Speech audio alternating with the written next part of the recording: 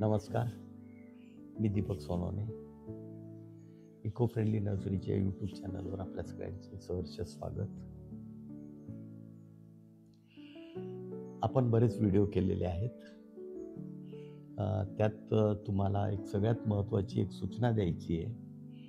त्यासाठी म्हणून हा एक व्हिडिओ करतोय आपण. पांढरा पळसावर आपण एक व्हिडिओ केलेला आहे आणि त्या व्हिडिओमध्ये बऱ्याच जणांनी फोन करून मला पांढऱ्या पळसाच्या बिया किंवा पिवळ्या पळसाच्या बिया किंवा दुरंगी पळसाच्या बिया हे बऱ्याच जणांनी मागणी केली. मी माझ्या व्हिडिओमध्ये सुद्धा सांगितलेलं आहे, मध्ये आणखीन एक व्हिडिओ केला त्याच्या शेवटी सुद्धा हे सांगितलं आहे. पण आता मला एक थोडीशी भीती वाटायला लागली की ही माहिती आपल्या समोर येणं गरजेचं वाटायला लागलं. म्हणून हा पुन्हा एक व्हिडिओ पांढऱ्या पळसावरच व्हिडिओ करून टाकतोय.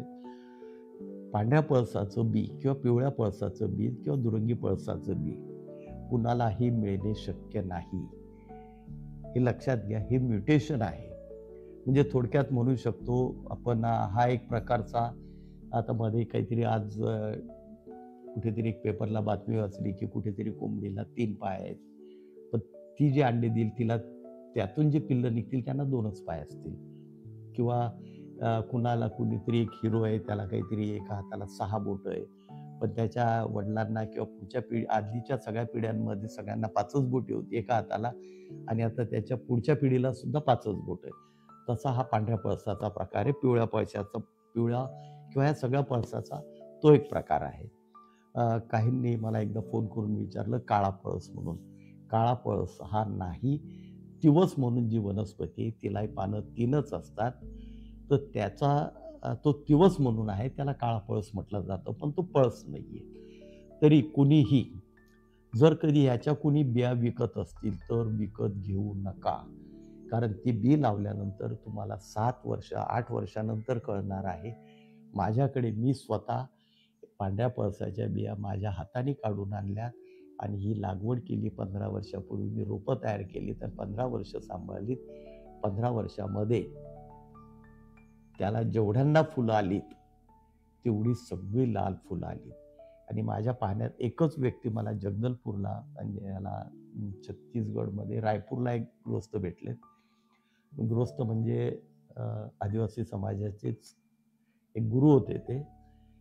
त्यांनी ते बघितलं होतं. तर त्यावेळेस आम्ही सहज ज्यावेळेस जंगलात फिरायला गेलो त्यावेळेस त्यांनी मला त्या झाडाची ती साल वगैरे हे करून, पानं वगैरे हे करून त्यांनी ते सांगितलं की हा पांढरा पळस आहे. मग हा पांढरा पळस असल्यानंतर ज्यावेळेस आम्ही एप्रिलमध्ये गेलो त्या ठिकाणी, तर एप्रिलमध्ये त्या पळसाला पांढरी फुलं होती. पण ही ओळखणारी मंडळी फार कमी आहे. त्यामुळे कुणीही पांढऱ्या पळसासाठी बिया विकत मागू नये आणि मिळाल्या तरी घेऊ नये. पांढरा पळस, पिवळा पळस सध्या येतोय बंगालमधनं आपल्याकडे येत आहेत, त्यांना पिवळी फुलं येतात, पण तो कलम केलेला आहे.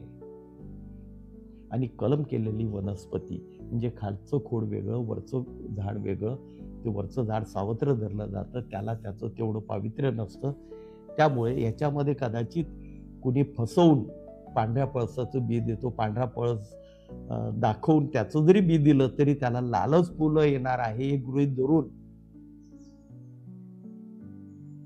तुम्हाला ती बिया तुम्हाला कलेक्ट कराव्या लागणार आहेत. आणि नशिबाने असलं तर कुठेतरी लाखात एखाद्याला कुठेतरी मिळाला तर पांढरा पळस मिळेल, अन्यथा तो मिळणं सोपं नाही. ही माहिती लक्षात ठेवा.